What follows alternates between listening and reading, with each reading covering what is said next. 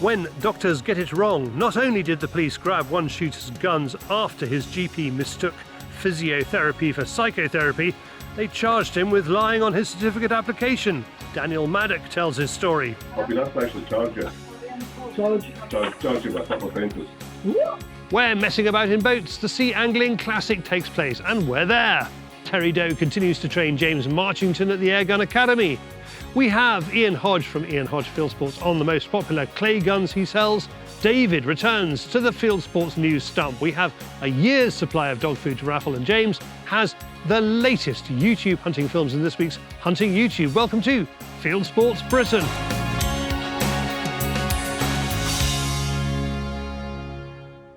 Do you have any idea what this is sort of in relation to? Yeah. Shotgun and firearms. Yes, aye. So I think Home CCTV captures the conversation between officers and pest controller Daniel Maddock. He thinks they're there to talk about his firearms application. No, they're there to charge him for providing false information. In other words, lying on his forms. Totally taken back by it. I genuinely thought they were there just to check my cabinet and have a little chat, and then for them to then turn around and say, "Oh, we've come to take your air rifle and take your license off you." It was like, what's going on? So I've been asked to actually charge you. Charge you with a couple of offences. You sound pretty shocked. I was, yeah. So apparently there's something in my GP medical record which I didn't know about that I didn't disclose, and all this has come from this. I didn't know what was in my medical record, so yeah, maybe. So as far as you're aware, you filled out the form. Yeah.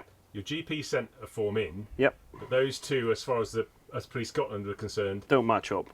In Scotland, your GP sends your medical notes straight to the police, so he has no clue what the problem is.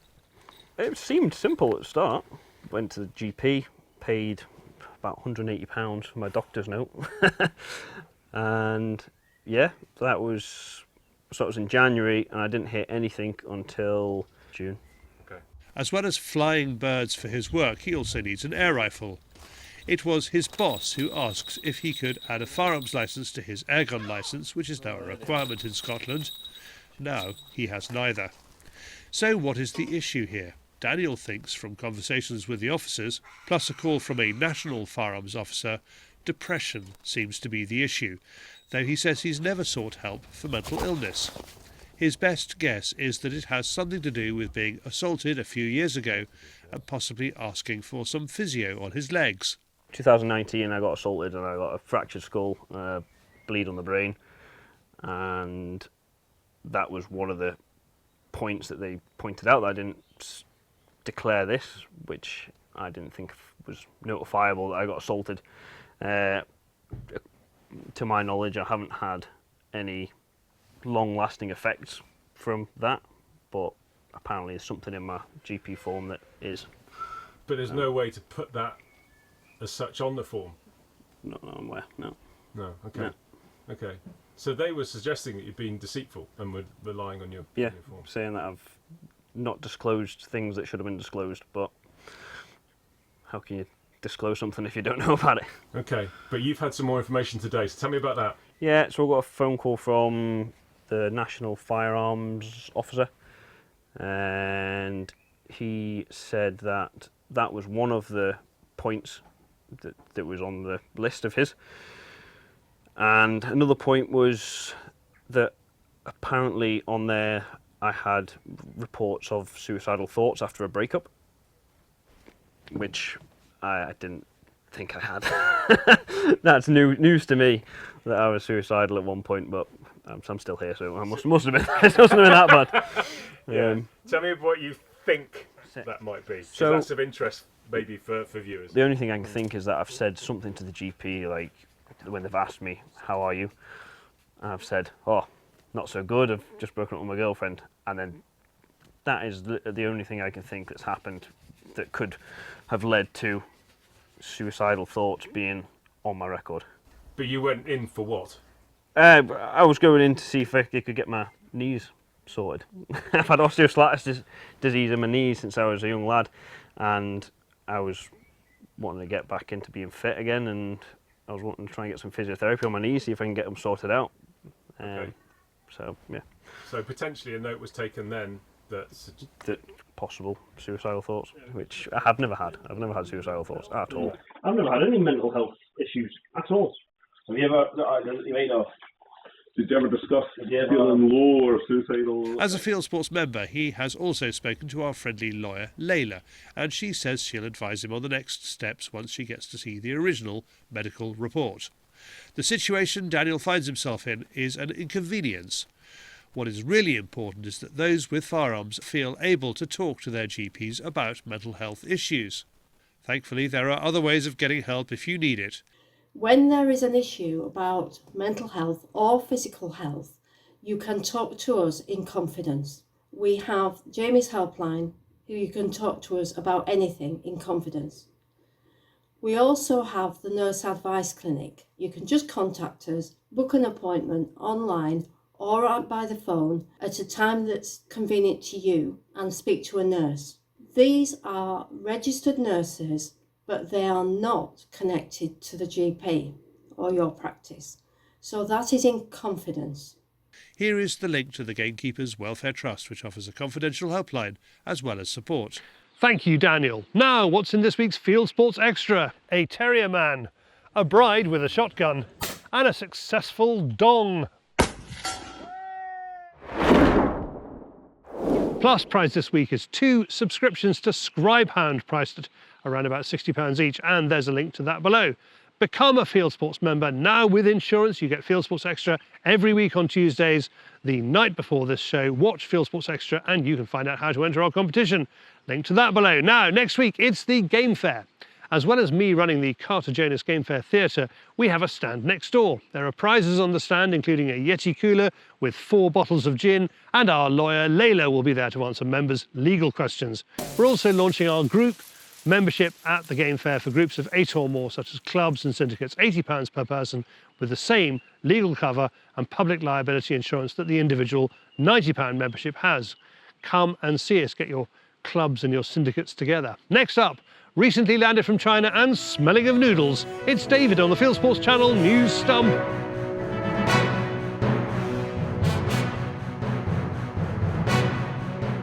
This is Fieldsports Channel News. Nature Scott has opened the new system for grouse shoot licences. It came online on Monday the 15th of July 2024 and BASC is urging members in Scotland to apply. With the date falling less than a month before the start of the grouse season, the shooting organisation advises members who need to submit a licence application to do so as soon as possible. The licence is free, however, it is widely regarded as a legal hostage situation, where Nature Scott can revoke it if the antis claim they found an illegally killed bird. Grouse shooting is now banned on unlicensed moors in Scotland. Nature Scott has launched its online licensing webpage for grouse shooting. We're urging all our members who shoot grouse over their land to apply for a licence as soon as possible. The application is straightforward and almost automatic. However, if any BASC members are having any difficulties, please get in touch with us directly. The King's Speech makes no mention of trail hunting or trophy import bans. Despite scare stories in the run-up to the UK election, the new Starmer government has kicked out its manifesto commitments to outlaw trail hunting and to ban the import of animal parts to a future session of Parliament. MPs can still introduce them as private members' bill, which may get government backing, but the King announced a packed session of 35 bills in this Parliament, which makes it unlikely they'll go through. A schoolboy from New Zealand is the new Down the Line world champion. 17-year-old James Sullivan won the title at Bywell Shooting Ground in Northumberland at the weekend, beating more than 400 competitors over the course of 250 targets plus a 50-bird final. It came down to a tight shoot-off between James and England's Daniel Price, which James won with 75 points to Daniel's 72. Found it really good. The targets were amazing for the Worlds. With the conditions, they flew really well, and it was world class. A hunting organisation aims to be the wild justice of hound sports. A conference at Vowley Falconry Centre in Wiltshire, which included a falconry display, has set the direction for hunting kind. It's a new organisation that aims to lobby on behalf of natural hunting, or sports which use birds and animals, such as hounds, terriers, long dogs, ferrets and falcons. Delegates from organisations including the Pro Hunting Veterinary Group VAWM, the National Coursing Club and the National Working Terrier Federation heard how Hunting Kind plans to promote dog work in the face of potential bans on hound sports in the UK. They gave Hunting Kind their backing.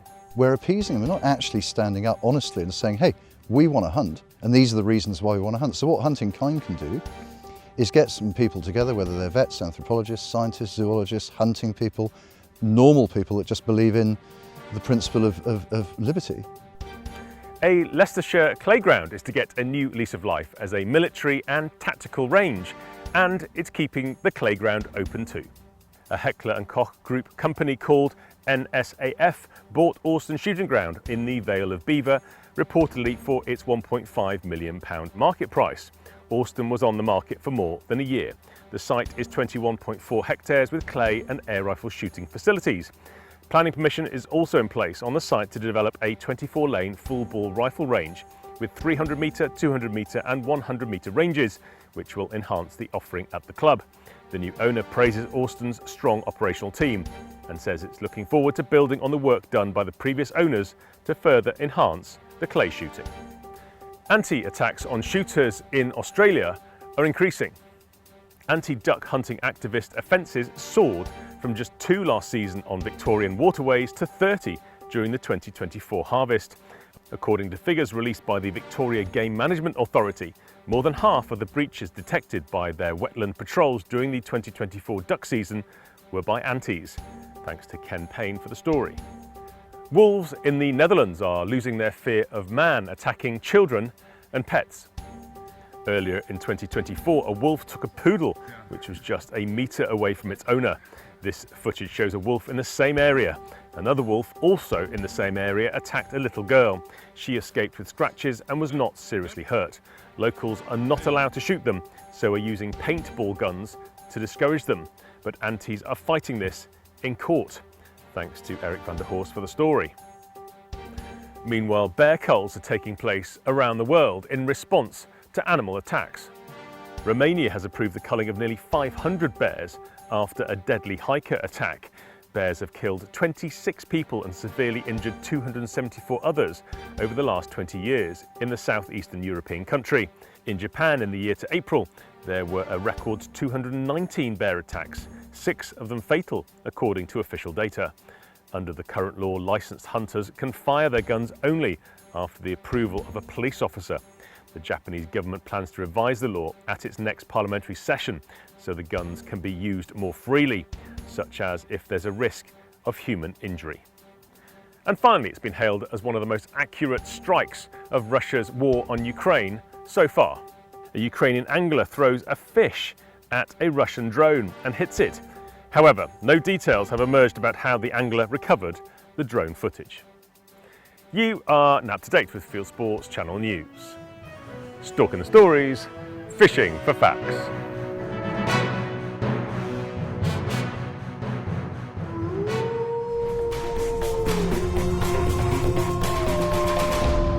Thank you, David. Now, it's week 2 of our fundraising raffle to support our news reporting. It's on the Givergy website. You can win a year's supply of dog food from Hoddy's, priced at more than £700. A dozen 12-kilogram bags of Hoddy's premium wild British pheasant or wild British venison dog food, or choose a mixture of the two. It's £5 a ticket, and we're selling 400 tickets. Link to it below and a QR code on screen. Next, let's go fishing.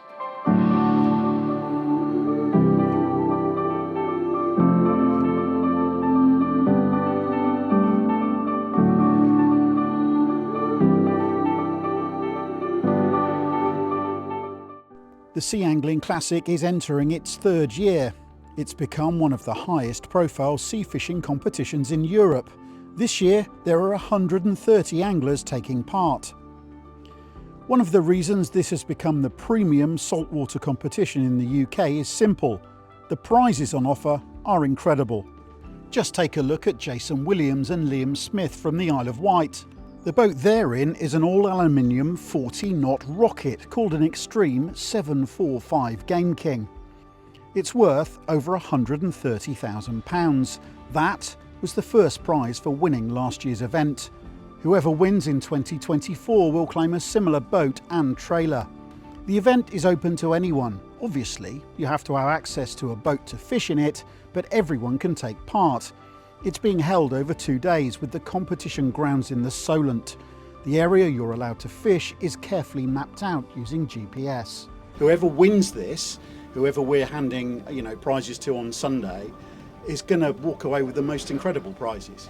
Yeah, I mean, to win a boat that's worth £130,000, fully equipped with all the equipment on it, the trailer from SBS and stuff, it's a phenomenal prize for 2 days fishing, and then all the other support prizes we've got. It's truly incredible. So let's explain the rules. Fishing takes place over 2 days. The boats can have up to 4 anglers aboard. Their target is 5 species of fish. They're smoothhounds, taupe, rays, bass and sea bream. Nothing else counts. Each fish is measured, photographed and released back into the Solent. They're measured in centimetres and 1 centimetre is a point. The longest 3 of each species count towards your final total as a team. Highest points total wins the boat. Well, Zach, here we are looking over at Jason and Liam, last year's defending champions. Interesting they've decided to come here. They are locals, they're from the Isle of Wight, they know this piece of water well. What are we going to be seeing on this bank, do you think? I'm going to expect to see plenty of bream coming out here. Get the odd smooth hound on this tide. There should be more turning up on the next tide. You get the odd taupe run through, although they've been pretty scarce this year. Oh, good skill. That's a good fish, isn't it? Yeah, it's interesting to see that the smooth hounds, there'd been a few coming out on this tide already, whereas normally you wouldn't expect to see so many until the next tide on this mark. It's great. I think we've got 5 boats from Scotland this year. There's obviously the boats from Wales as well, and anglers from all over the country. Zach, we've seen so many of these smoothies today. There's Wayne Conman, boat number 9. I mean, if anybody's going to catch taupe out here, it's he. He's one of the best shark anglers around, isn't he? But that's a good fish, isn't it? Oh yeah, it's still a fantastic fish. It's not the fish we're hoping to see though. We're still after them taupe. But yeah, no, Wayne's a fantastic shark angler. I mean, what he doesn't know about shark fishing isn't really worth knowing, to be honest. Day 1 has finished early because some bad weather is coming in from behind the Isle of Wight. The middle of the Solent's not a place to be in a small fishing boat in bad weather. Still, lots of fish have been caught. Back at event headquarters in Port Solent, we see the other side of the Sea Angling Classic, showing it's more than just a fishing competition. Scientists from the University of Portsmouth are using the data gathered by anglers as they caught fish to measure the health of fish stocks. What we've realised is that length data, the location data as well, is really important to collect and gather together to form a picture of what's going on out there. The idea is that in the future, the methodologies can be repeated over and over to gather a much longer term data set, which is brilliant if you can compare things over time, creates a much better picture of what's actually going on out there, and then that feeds into fisheries management plans. As well as adding to scientific knowledge, the event organises crabbing competitions for children to introduce them to the concept of being close to and enjoying the water. All the anglers competing are also required to carry out a shoreline clean-up as a condition of entry. Day 2, and it's a battle between half a dozen key boats. The overnight leaders are on Black Bridge, but all isn't going according to plan as Jack Coombs and his crew lose a big fish at the net. It looks like the Scottish crew on board Bluefin are favourites. Stuart Cresswell and Willie Kennedy are former beach fishing world champions, but this is something very different. While some are out on the water driven to win the big prizes, others are very happy to just be involved. This year, there's an all-female crew taking part for the first time. The girls on Crew Saver 1 are representing a breast cancer charity. A combination of wind over big tides forces organisers to cut the fishing short by a couple of hours again. It's time to find out who's won.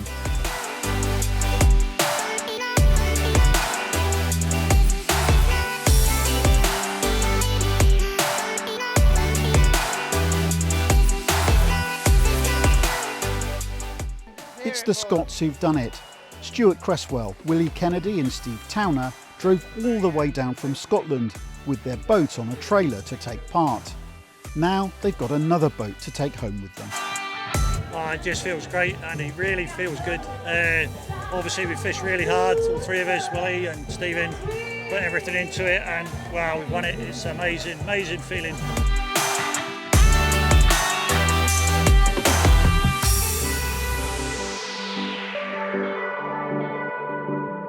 Thank you all who took part in that. Next, two of shooting's national treasures, Terry Doe and James Marchington, are back at Terry's Airgun Academy.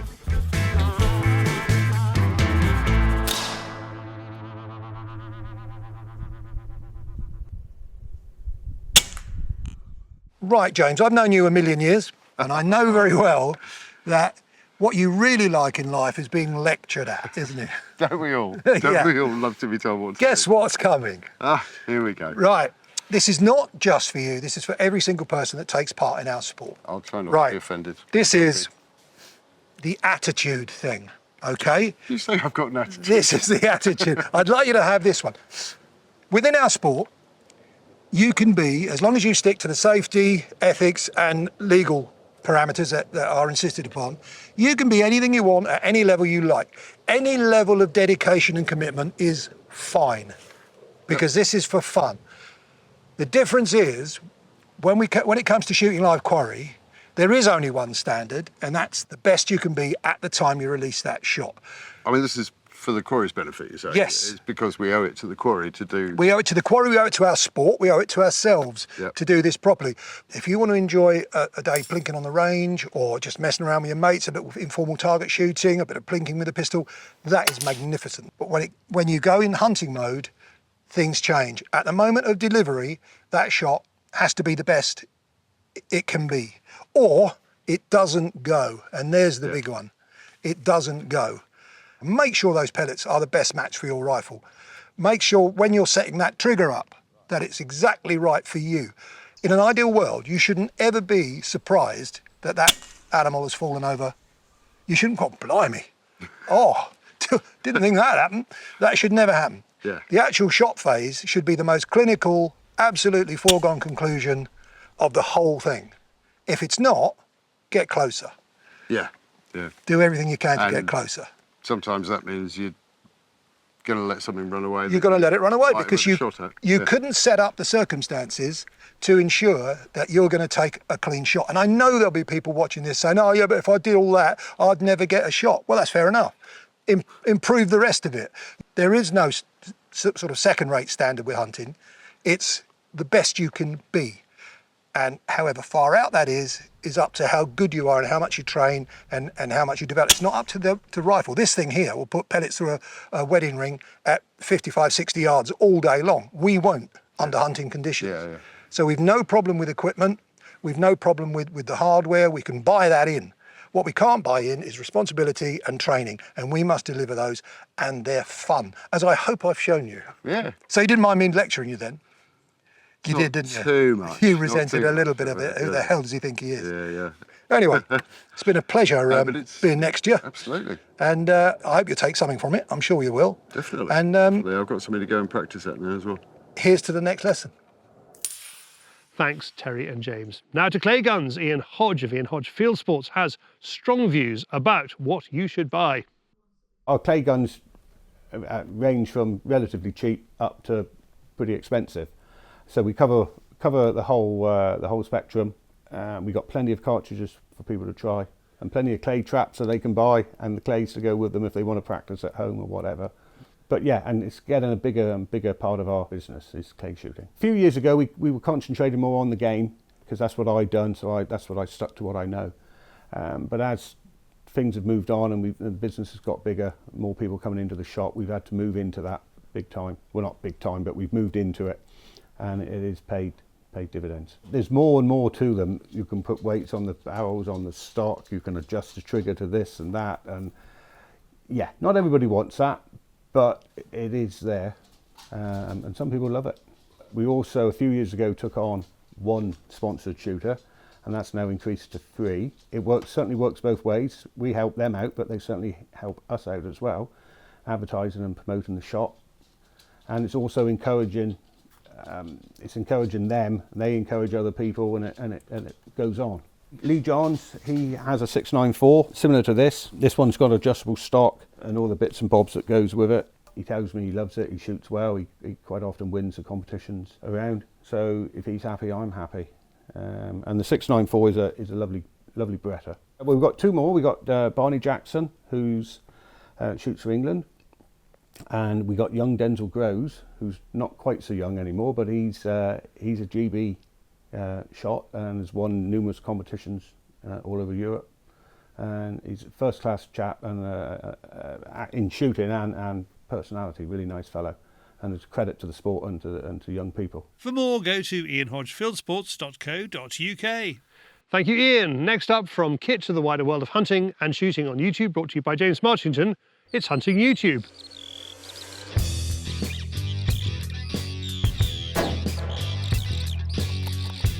This is Hunting YouTube, which aims to show the latest and best hunting and shooting videos that YouTube has to offer. Here's what I've picked for you this week. First up, thanks to Paul and Jason, who sent me this one of a successful night's fox shooting. They explain they're a very small channel that's trying to grow while promoting safe shooting. More foxing, this one from Carl at MFL Outdoors. He's protecting ducks, night shooting foxes on the fells with a thermal scope on his 243 mounted on a tripod. Staying in the UK, Charlie Blance is filming herself stalking a Seeker stag at last light. She says she's still getting used to carrying the extra gear and talking to the camera, but she needn't worry, she's doing a great job. Now, I need to be careful how I say this, but here's a film of Sarah Miles getting a backdoor buck. You'll have to watch it to find out how this particular roebuck got its name. Meanwhile, in South Africa, here's the latest in the Oxwagon Diaries series with Matt Dubber. In this one, he's on a solo hunt for baboons, monkeys and hyrax, using his airgun and a 22-250 centerfire. Thanks to Dutch hunter Tok for sending in this film of a day's pigeon shooting in strong wind. He tells me he doesn't have any tattoos and doesn't use a shot cam or a drone, but adds, I do still make a few videos that I hope some people will like. Next, a team of video game designers visit a shooting range to handle some real guns and feel what it's like to pull the trigger. They learn a lot and leave convinced it will help them make their games more realistic. And finally this week, Matthew Downey sends me this film of a lovely fresh 18-pound salmon caught on a Toby on the Walkmill beat on the River Tay. In the excitement, he turns the camera off, but quickly realises and sets it running again. That's it for this week. I've put all these films into a playlist for you. Click on the I symbol top right or check this film's description. If you have a YouTube film you'd like us to pop into the weekly top 8, email me the link,